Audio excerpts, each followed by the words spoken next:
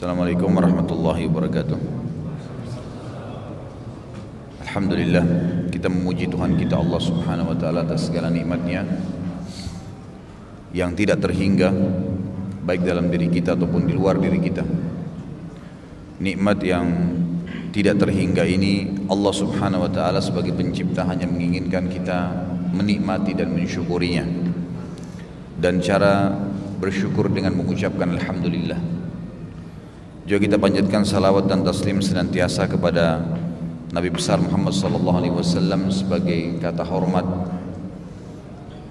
sebagaimana Allah dan malaikatnya telah memberikan salam kepada beliau.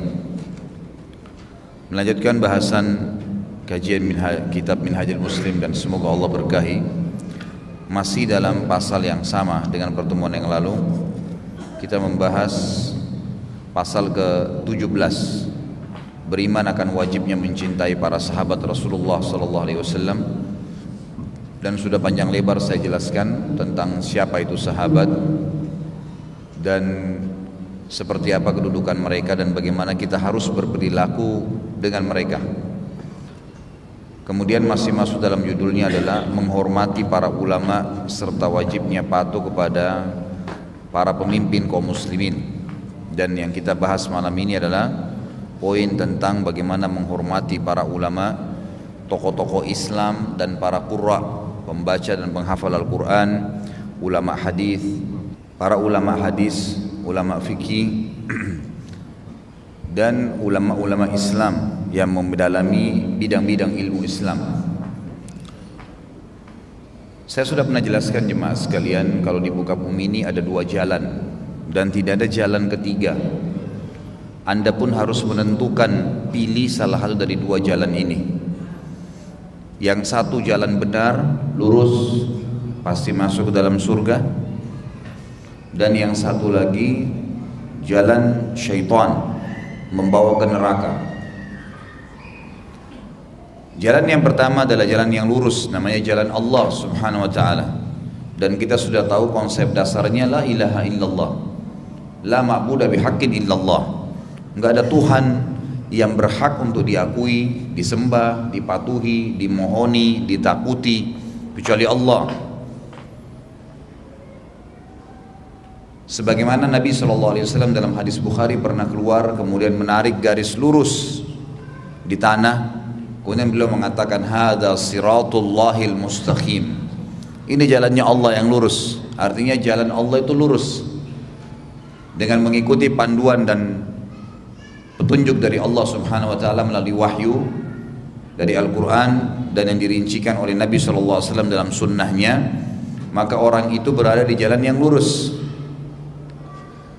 Juru bicara dan penyampai wahyu Allah adalah para nabi-nabi, dan nabi-nabi ini memang orang yang diutus oleh Allah subhanahu wa ta'ala dan dipercayakan untuk menyampaikan semua apa yang Allah inginkan, dan mereka tidak dimeninggalkan oleh Allah, meninggal dunia kecuali sudah menyampaikan semuanya, sehingga manusia tinggal mengambil saja.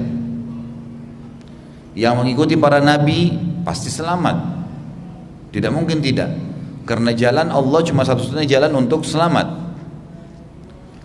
Yang melanjutkan kalau nabi-nabi tersebut sudah meninggal adalah para ulama. Jadi apa yang berlaku pada penyampaian Nabi SAW berlaku juga pada penyampaian para ulama, tapi ulama yang rabbaniyin, ulama yang benar-benar mengambil dari Nabi SAW. Lisannya selalu mengatakan qala Allah, qala Rasul, lalu mengambil contoh-contoh rincian dari para sahabat, dari tabi'in. Ini ulama yang sebenarnya faham semuanya. Ditanya masalah akidah bisa menjawab dan benar, punya dalil, argumentasi yang bagus. Ditanya masalah fikih bisa menjawab, ditanya masalah hadis bisa menjawab, ditanya masalah tafsir bisa menjawab, tanya masalah sejarah bisa menjawab, hukum warisan bisa menjawab. Memang dia faham. Nah, inilah alim yang sebenarnya. Kenapa saya titik beratkan ini? Karena di Indonesia ulama ini, gelar ini sangat murah, sampai akhirnya merusak citra ulama itu sendiri. dengan gelar kiainya, dengan gelar ustadznya, dengan gelar apalah yang dipegang oleh atau digunakan untuk menghormati orang-orang yang dekat atau mengikuti ajaran Nabi SAW ini, akhirnya disalahgunakan oleh mereka. Malah mereka tampil membenci sunnah Nabi, mengolok-olok sunnah Nabi, mencaci maki sahabat Nabi. Ini dari mana ini? Dari mana bisa dikatakan ulama? Sementara kata Nabi SAW, al-ulama warathatul anbiya. Ulama itu pewarisnya para nabi. Saya ingin garis bawahi satu hal, dan tolong teman-teman juga garis bawahi ini. Jangan menilai orang dari alimnya, faham agamanya dari titelnya. Tidak ada hubungannya sama titel tuh. S1, S2, S3 itu tidak ada hubungannya sama alim atau tidak alimnya dia. Dan perlu teman-teman tahu, saya sudah menjalani itu. Strata pasca sarjana S2 dan S3 itu bukan berarti dia tambah pintar sebenarnya. Dia lebih pintar, bukan. Karena S2 sama S3 itu sebenarnya orang-orang sedang lebih terkerucut membahas bahasan tertentu saja. Dia punya spesialis tertentu. Misal dia masuk ke bidang fikih misalnya. Di fikih pun pada saat dia tulis tesis S2 misalnya, dia hanya menulis tesis S2 berhubungan dengan misalnya hukum sholat atau hal yang membatalkan sholat. Dia fokus, jadilah tesisnya dia, dapat gelar S2. Jadi bukan berarti dia langsung lebih pintar daripada orang-orang yang mungkin tidak punya sekolah formal. Tidak seperti itu pemahamannya. Karena ini ada citra ini di masyarakat kita. S3 juga sama, menyusun disertasi, masuk ke bidang tertentu, misal masuk di bab akidah, nyusun S3 di akidah. Nanti akan ada pengerucutan pengkhususan. Dia akan bahas disertasi masalah apa nih? Misal salah satu kelompok Islam. Misal dia mau bicara masalah Mu'tazilah, dia mau bicara masalah Murji'ah, Jahmiyah. Ada kelompok-kelompok dalam Islam yang dia bicara lalu dia kerucutkan membahas cuma itu saja. Jadilah disertasinya. Berarti dia memang lebih terkerucut ke satu bidang. Bukan berarti langsung divonis lebih pintar. Ini salah ini. Karena orang-orang liberal sekarang dan orang-orang sekuler yang menggunakan, menunggangi nama keislaman, gelar-gelar S2, S3, kiai, haji, ini ditunggangi semua ini untuk menipu masyarakat. Akhirnya kesannya dengan profesor, doktor atau dengan kiainya, maka dia boleh menyampaikan fatwa semaunya. Ini bagaimana caranya nih?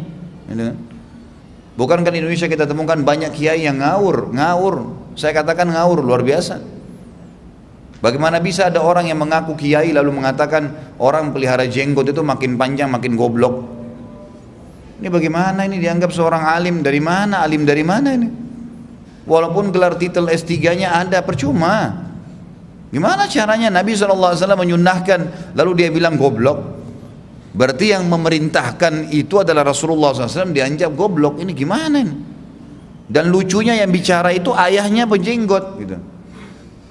Dianya pada saat masih sekolah di Mekah itu berjenggot gitu kan. Ini aneh. Dia memimpin sekarang organisasi, pimpinannya yang membentuk itu berjenggot.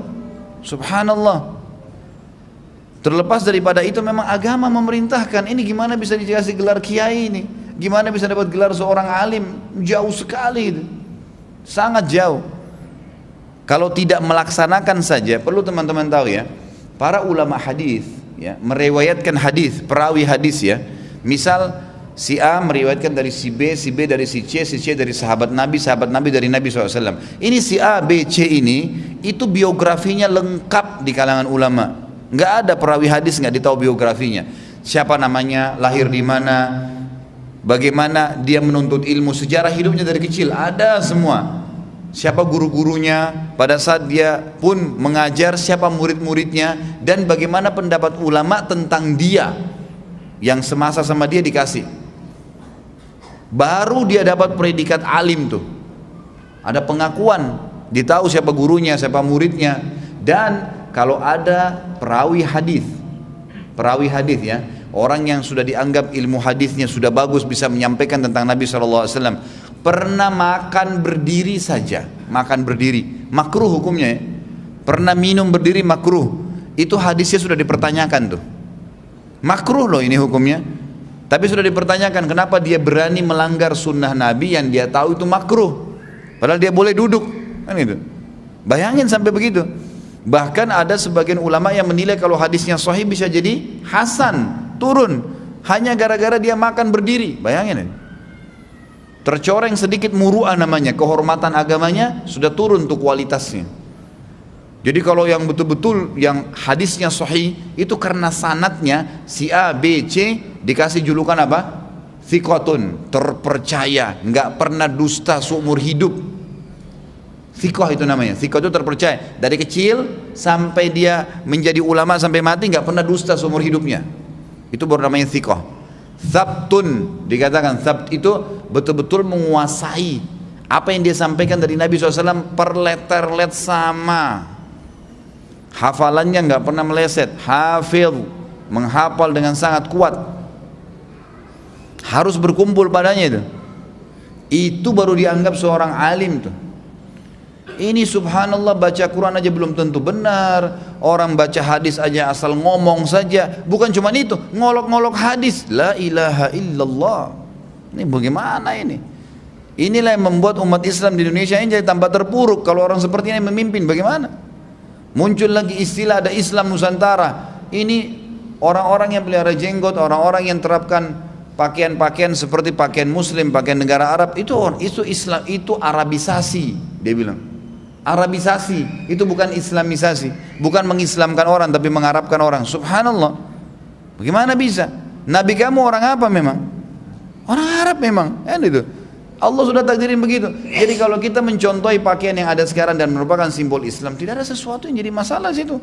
Apa masalahnya? Tertariklah kemana-mana, termasuk cadar itu adalah tradisi orang Arab, termasuk ini. Jadi ditariklah. Kita ini orang Nusantara harus sendiri punya Islam. Kalau gitu semuanya diganti nih. Kalimat la ilaha illallahnya, azannya nanti diganti bahasa Melayu, semua nih. Al-Quran diganti bahasa Melayu. Jadi nggak usah ngaji pakai alif lam mim dzalikal kitab, jangan pakai bahasa Indonesia aja. Dan itu sudah terjadi di Turki dulu, di tangan Kemal Atatürk. Ini mau ditarik ke Indonesia nih. Dia mengubah azan jadi bahasa Turki, dia mengubah semua dari bahasa Turki, semua berubah nih total. Orang jauh dari Islam. Ini subhanallah, dari mana bisa dapat gelar alim orang begini nih? Ini nggak boleh, harus diingatin dan tidak boleh dengar fatwanya, tidak boleh. Ini bukan alim, nggak layak, nggak bisa gitu. Orang alim itu yang benar begitu ditanya hukum, qala Allah, qala Rasul, tidak tahu, maaf saya tidak tahu. Belum dikerjakan, tidak diolok-olok. Imam Malik rahimahullah didatangi seseorang bertanya begini, wahai Imam, apa hukumnya bebasin budak? Imam Malik nggak jawab sebulan. Imam Malik ini gurunya Imam Syafi'i rahimahullah. Nggak jawab sebulan. Lalu setelah sebulan Imam Malik tanya, mana yang bertanya bulan lalu tentang fadilah bebasin budak? Muridnya angkat tangan, saya Imam. Kata Imam Malik fadilahnya begini, disebutin semua hadisnya. Lalu muridnya tanya, wahai Imam, kenapa anda tunda sebulan? Rupanya orang itu nunggu.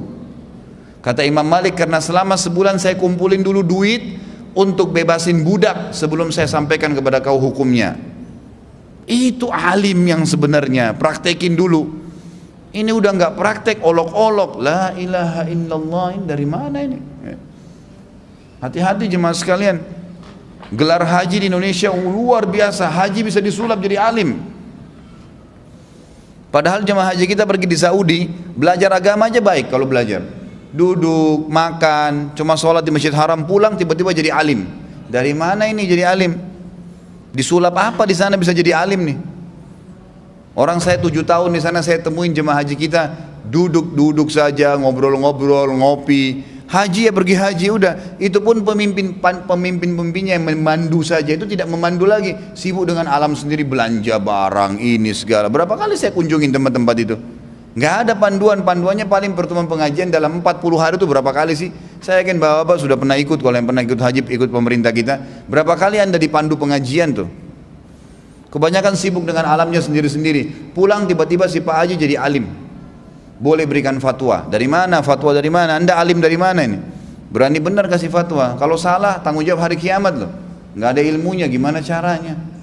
Makanya kata Nabi SAW akan muncul nanti di akhir zaman ulama su, orang-orang yang dianggap ulama tapi buruk sekali.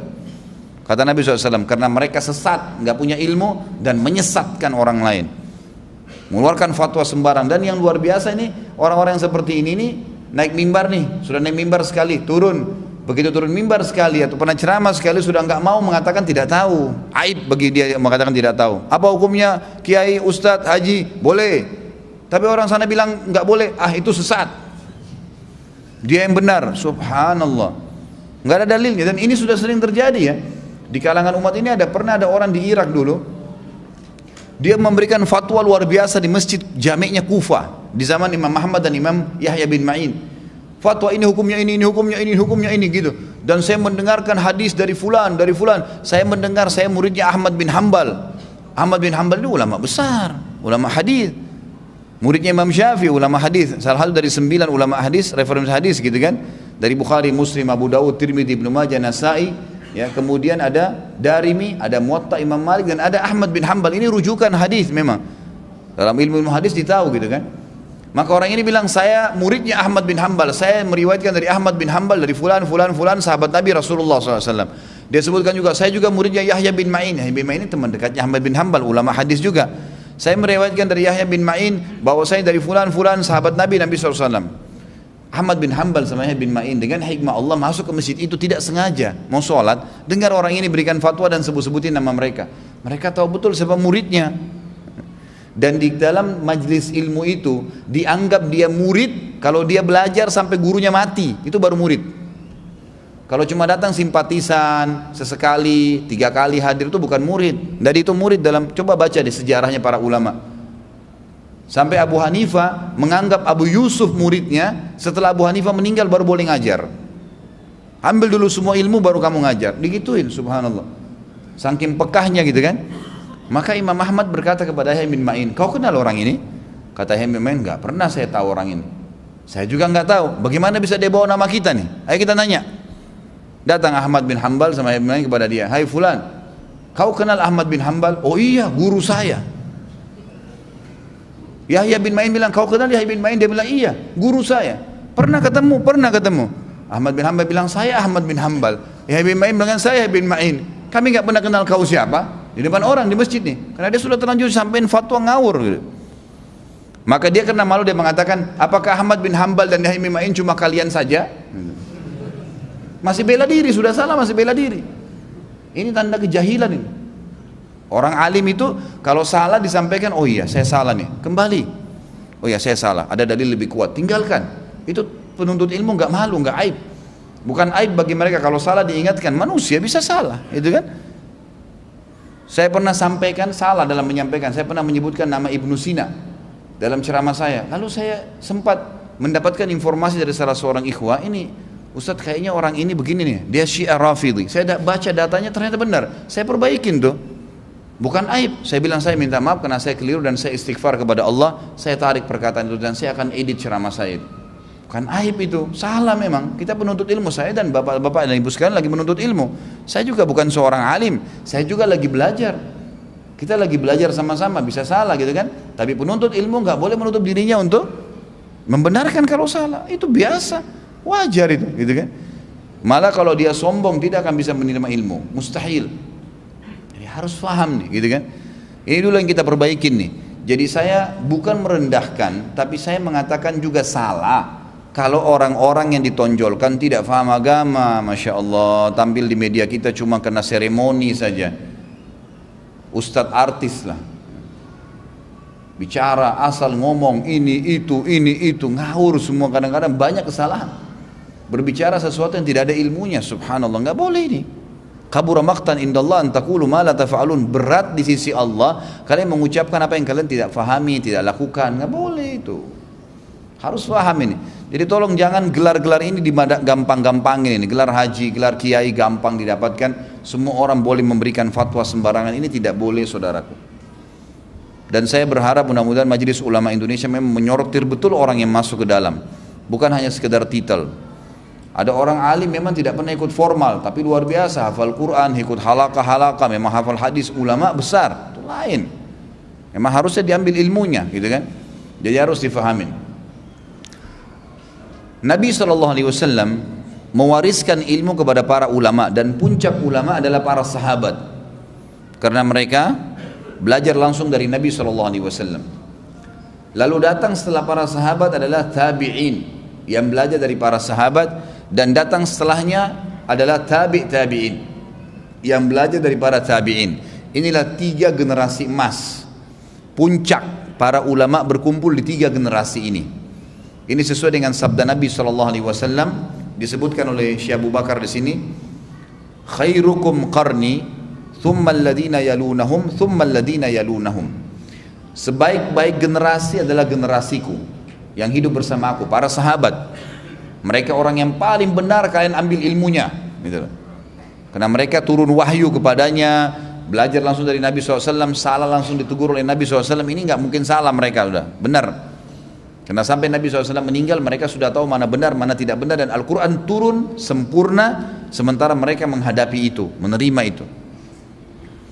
Datang setelahnya, kata Nabi SAW, kemudian generasi yang datang setelahnya, tabi'in yang belajar dari sahabat, dan generasi yang setelahnya, tabi'in. Dan subhanallah, semua ulama yang masyhur di zaman ini nih, subhanallah.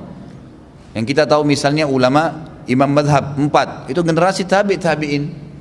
Imam Malik rahimahullah itu meninggal tahun 179 Hijriah, dan beliau sempat belajar dari Nafi', dan Nafi' ini adalah tangan kanannya atau bekas budaknya Abdullah bin Umar.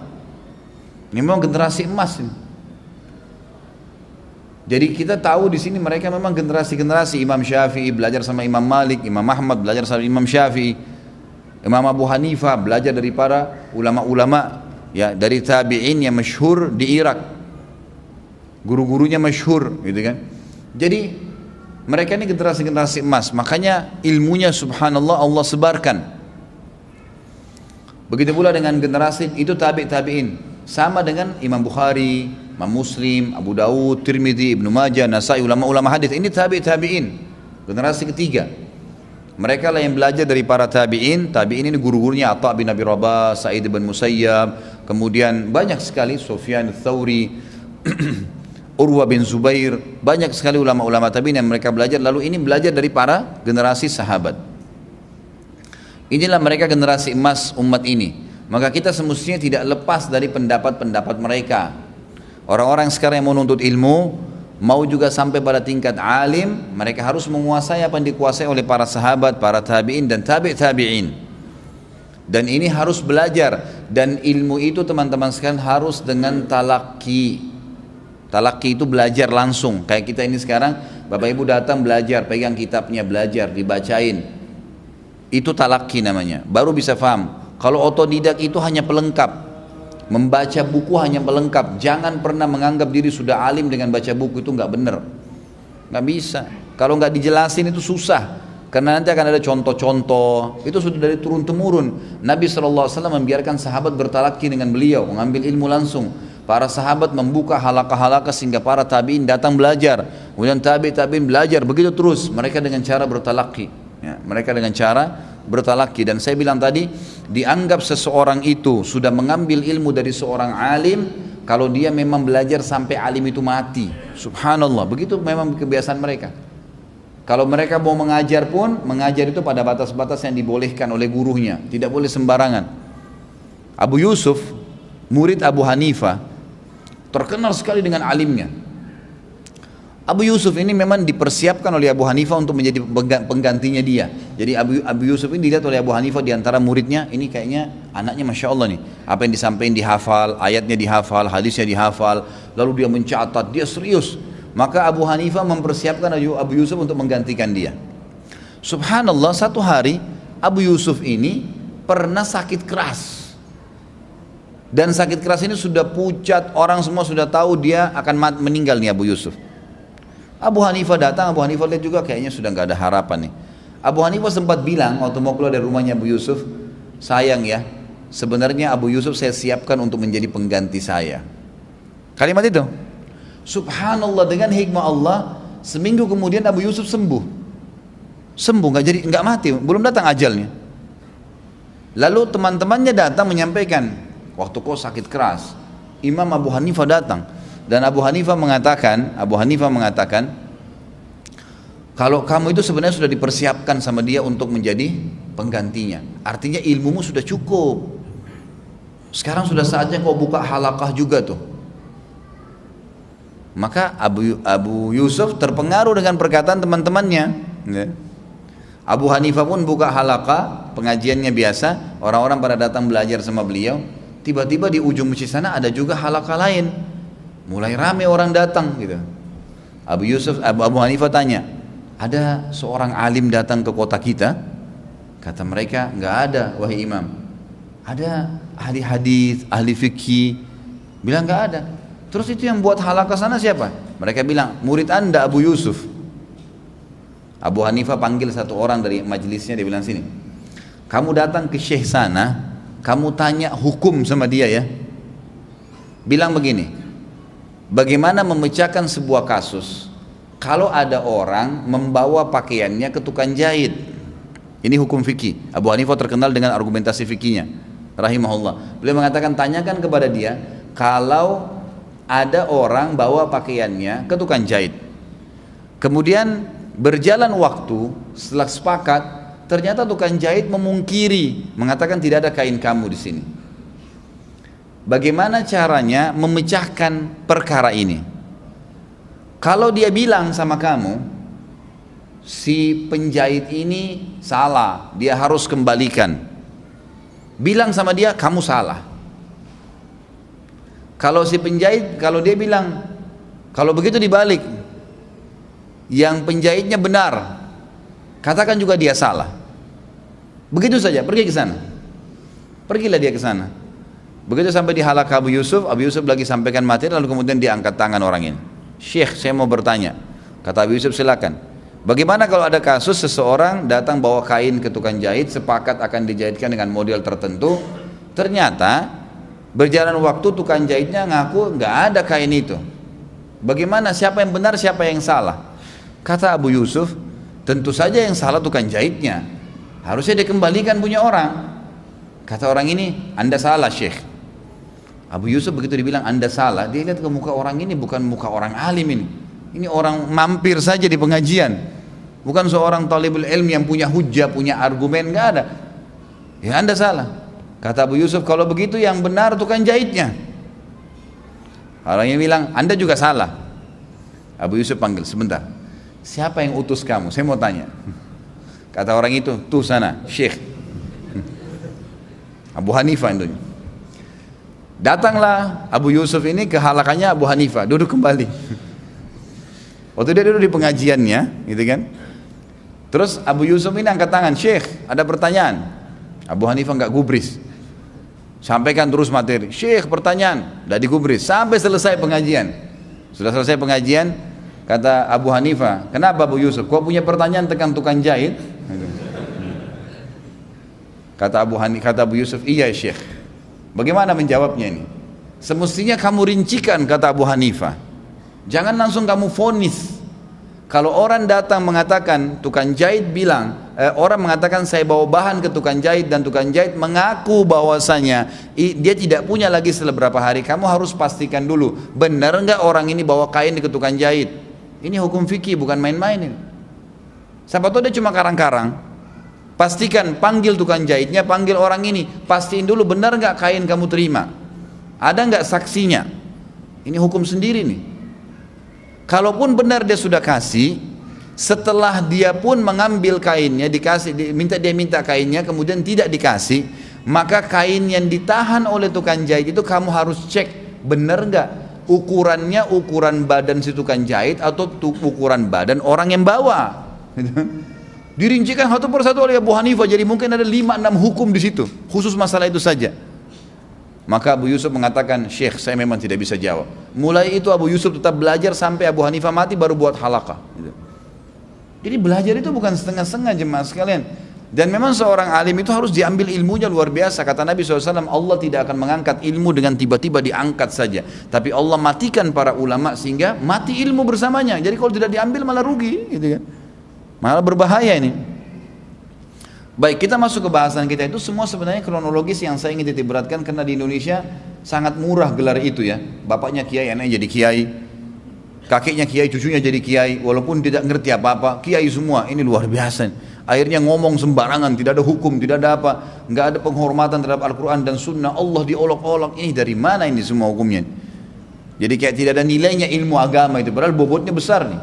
Ingat kata Nabi SAW, al-ulama'u warathatul anbiya, ulama itu pewarisnya para nabi. Jadi bagaimana Nabi Muhammad SAW waktu digambarkan, ini si alim harus sama dengan nabi, ngikutin cara jalannya, cara nyisirnya, cara ngomongnya, semuanya harus sama, nyiplak.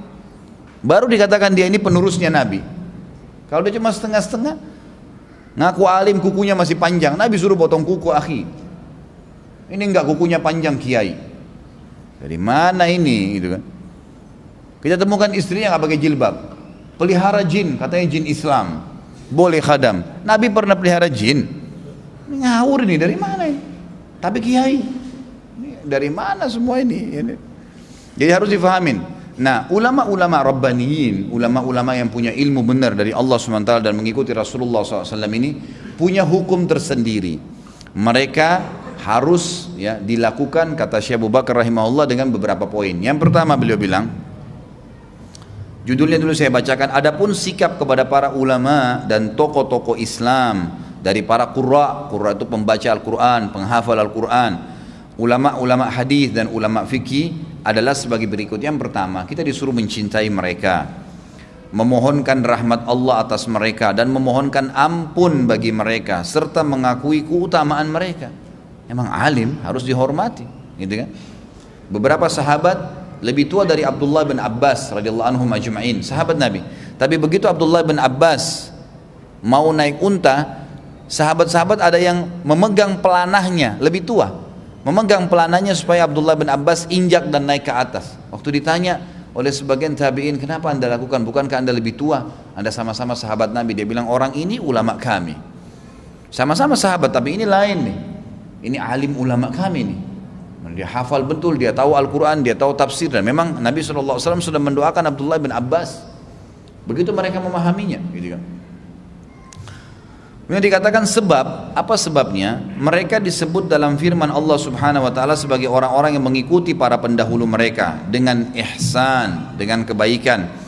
Allah meridhai mereka dan mereka pun ridha kepada Allah. Di dalam sabda Nabi SAW, khairukum qarni thumma alladhina yalunahum thumma alladhina yalunahum. Tadi hadis yang sudah saya baca. Sebaik-baik kamu adalah generasiku, kemudian generasi berikutku dan generasi berikutku lagi. Maksudnya kita harus mengikuti mereka kalau mau menjadi seorang alim dan faham agama. Ikuti para sahabat, tabi'in dan tabi'in. Mayoritas ahli qurra atau para penghafal dan pembaca Al-Quran, para ahli hadis, ahli fikih dan ahli tafsir adalah orang-orang pada tiga generasi tersebut, generasi yang mendapat kesaksian dari Rasulullah SAW dengan kebaikan. Jadi ada memang di antara sahabat tabi'in dan tabi'in yang menonjol. Ada yang menonjol di masalah fikihnya, ada yang menonjol dalam masalah hadisnya, ada yang menonjol di dalam masalah bacaan qiraatnya. Nabi SAW menyuruh mengambil dari Zaid ibn Thabit Al-Quran, gitu kan? Dari sahabat-sahabat memang yang khusus pembaca Al-Quran, itu lain. Mereka punya kedudukan sendiri.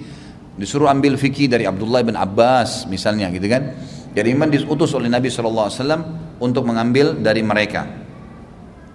Adapun Allah Subhanahu wa taala pun memuji orang-orang yang memohonkan ampun bagi orang-orang yang lebih dahulu daripada mereka, beriman daripada mereka, lebih dahulu beriman daripada mereka sebagaimana disebutkan dalam firman-Nya. Jadi kita ini kalau mendoakan para sahabat, tabi'in dari para ulama-ulama, dari para Al-Quran, ahli tafsir, ahli fikih, kita mendoakan mereka, kita masuk mendapatkan fadilah firman Allah Subhanahu wa taala dalam surah Al-Hasyr ayat 10. Yang bunyinya a'udzubillahi minasyaitonir rajim walladzina ja'u min ba'dihim yaquluna rabbana ighfir lana wa li ikhwanina alladzina sabaquna bil iman wa la taj'al fi qulubina ghillan lil ladzina amanu rabbana innaka raufur rahim.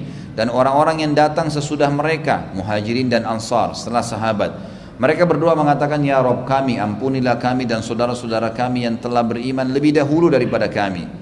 Dan janganlah engkau membiarkan kedengkian dalam hati kami terhadap orang-orang yang beriman itu. Ya Rabb kami, sungguhnya engkau maha penyantun lagi maha penyayang. Kata para ulama tafsir, yang membenci para generasi ulama sahabat atau para sahabat atau tabi'in yang dikatakan tadi generasi terbaik, maka berarti mereka membenci agama ini. karena mereka lah yang meneruskan, mewariskan agama ini.